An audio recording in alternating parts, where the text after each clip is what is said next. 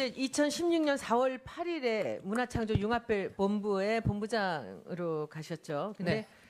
왜 차은택 단장이 가장 잘 나가던 시기에 그가 명예단장으로 빠지고 염영숙 증인께서 단장으로 임명되었다고 생각하십니까?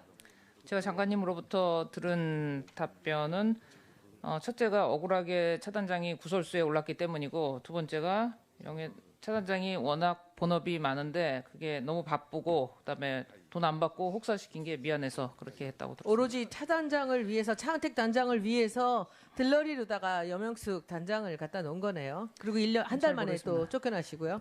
두 번째 질문입니다. 그러면 거기서 일을 하실 때는 차 단장하고 염영숙 단장과하고는 업무상 어떤 관계였습니까? 업무상 표면적으로는 아무 관계도 아닙니다. 그러나 실질적으로는 명예단장이라는 그 프레임이 너무 컸고, 그래서 제가 할 수 있는, 그래서 저는 뭐 하나요? 했더니 저는 6개월 내에 성과를 내는 것이라고 말씀을 하셨습니다. 그런데 고간을 열어보니까 97억이 남았고, 그걸 쓰면 됩니까? 했더니 그게 아니고 다 정해진 곳이 있으니까 궁프로젝트 30과 공모전 67억, 거기에다 다 쓰라고 한 것이었습니다. 제가 할 일이 아니었다고 생각했습니다. 도장만 찍으러 가신 거네요, 그러면. 나중에 말하자면 문제 그렇습니다. 생기면 책임만 지는 거고. 아마도 그러지 않았을까 싶습니다. 네, 세 번째.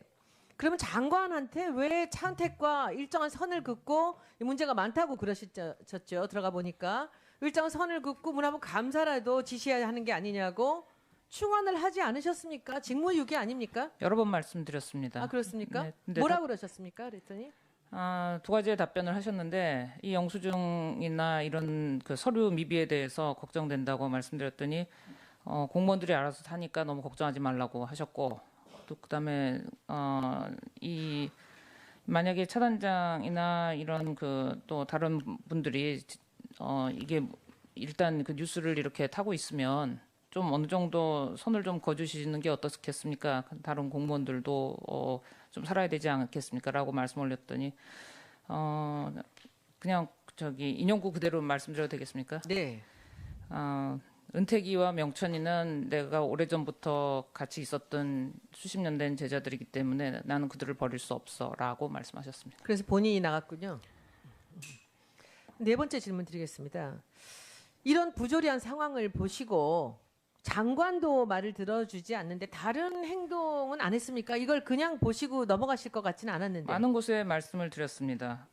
그랬는데 어디 말씀을 하셨습니까? 어필을 하셨습니까? 사실 그 내부 직원들한테는 뭐 거의 많이 얘기를 했고, 그다음에 그 문화부 상급 공직자들은 거의 다 알았고, 뭐 미르부 장관님께도 말씀을 드렸고, 그다음에 결정적으로 이제 문서 보고를 하거나 한 것은 이제 국정원 소통관, 문화소통관에게 말씀을 드렸습니다. 근데 그 결과 원칙 행정을 하다가 좌천되신 분은 그 국정원 소통관님이시고, 그다음에 사실 가장 이걸 바로잡으려고 하신 유일한 문화부 공무원분이 계신데, 그분 지난번 사직하신 1급 실장님이십니다. 누구죠? 이름이?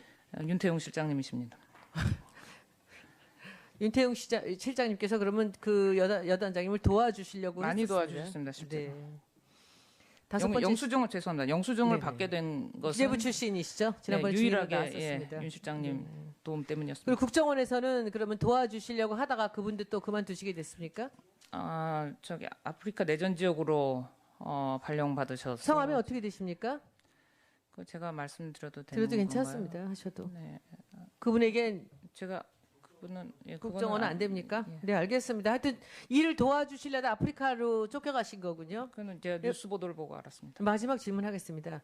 문화창조융합본부는 이제 그러면 해체되어야 되는 거 아닙니까?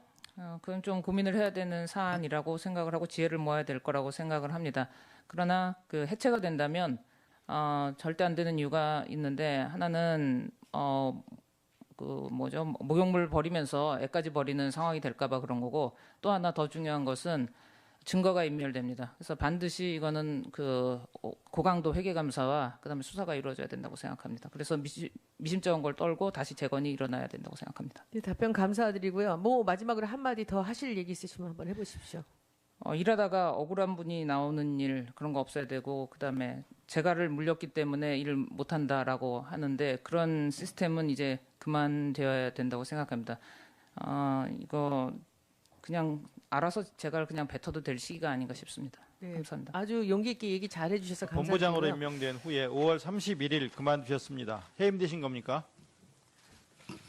네, 형식적으로는 사임이었지만 실질적으로는 사직 명령이었으니까 해임입니다. 해임 통보는 누가 했습니까? 당시 김종덕 문화부 장관께서 하셨습니다. 해임 사유는 뭡니까? 해임 사유는 표면적으로는 게임물관리위원회 업무 폭증 때문에 되돌아가라라는 거였지만 정말 그것입니까? 라고 했더니 대통령께서 아침에 전화하셔서 내려보내라라고 말씀하셨다고 전하셨습니다. 대통령께서 그렇게 지시하셨다는 말이에요? 예, 그렇게 말씀하셨습니다. 증인이 추측하는 해임 사유는 뭡니까? 당시에는 뭐 제가 그 직원들 사이에서 여기 계신 그 콘텐츠진흥원장으로부터 점령군처럼 신임 단장이 점령군처럼 굴어서 일을 못하겠다라는 말이 돈다.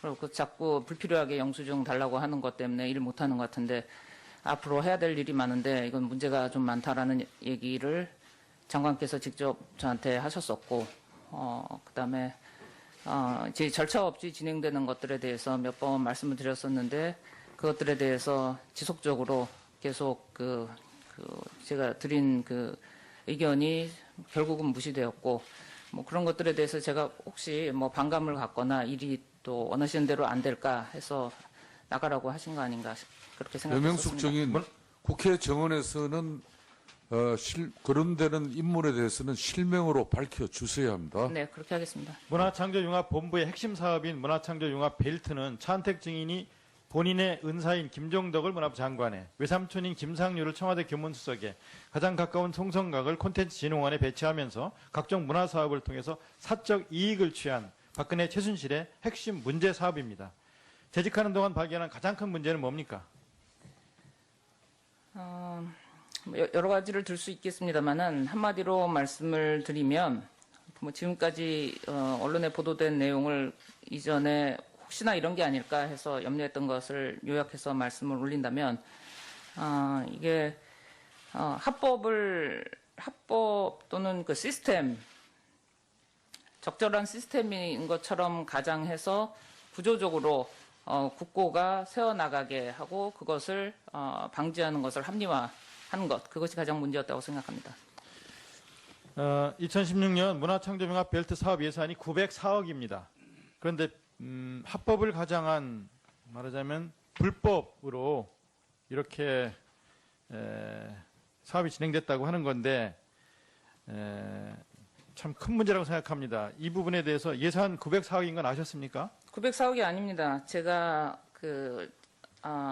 첫날 그 업무 보고 때 또 그다음에 장관님으로부터 업무 지시를 받을 때 갖고 있었던 페이퍼에는 총 1,300억입니다. 그리고 904억은 기금을 뺀 것으로 아는데 단장 포지션에서는 그 모든 거를 1,300억 전체를 총괄하는 것이었습니다.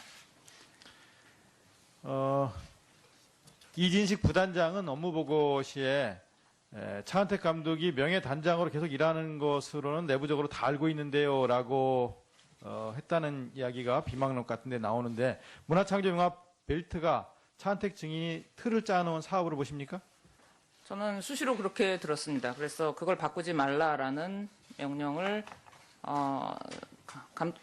장관님과 수석님으로부터도 들었었고 그리고 직원들 역시 이거를 손댈 이유가 없는데 왜 자꾸 뭐 같은 질문 또 같은 문제에 대해서 같은 상황에 대해서 지속적인 그 문제 제기나 또 뭐 절차에 대해서 왜 자꾸 물어보느냐라는 반문을 받았습니다. 그러면은 차은택 증인이 본부장에서 물러난 뒤에도 명예단장으로서 모든 사업에 관여를 하고 그리고 이렇게 사업에 관여하는 것은 어떤 특혜 때문이라고 보십니까?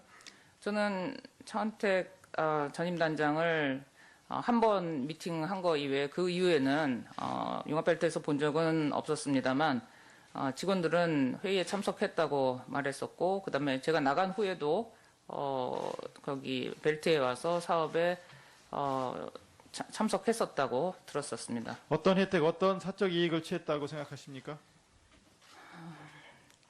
제 입장에서 그 구체적인 거를 다 들여다볼 만큼 그렇게 충분한 시간을 갖고 있지는 못했었습니다.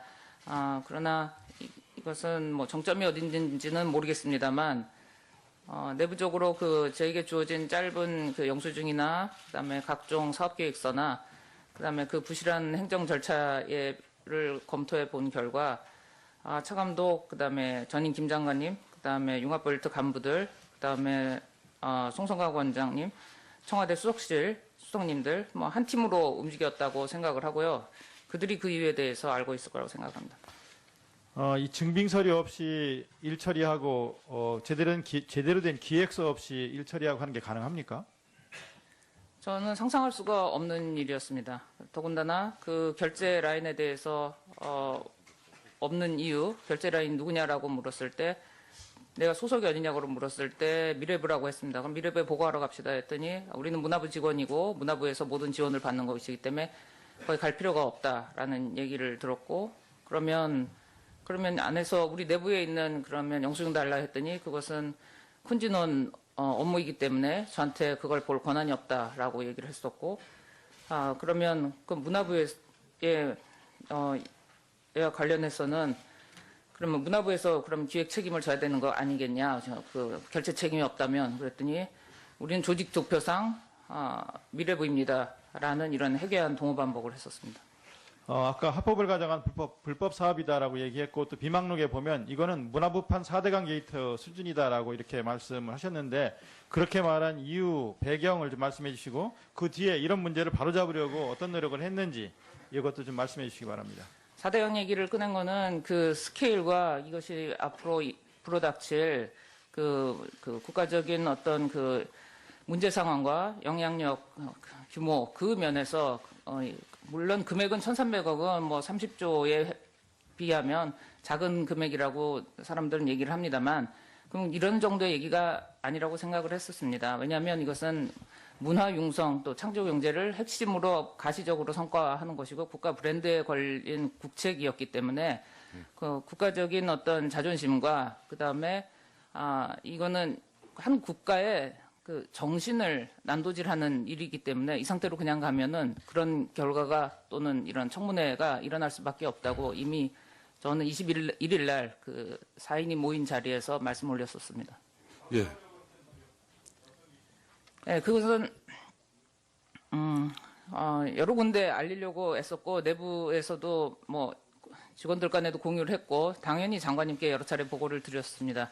그럼에도 불구하고 개선이 안 보여서 결국은 저는 민정실이나 어디 뭐 감사실이나 국정원 이런 곳에 보고를 하려고 하다가 좀 불안했습니다. 사실 무섭고 그래서 제일 잘 알고 좀 많이 도와주셨던 국정원 문화 분야 저희 부산에 계셨던 그쪽 아이오에게 말씀을 드렸습니다.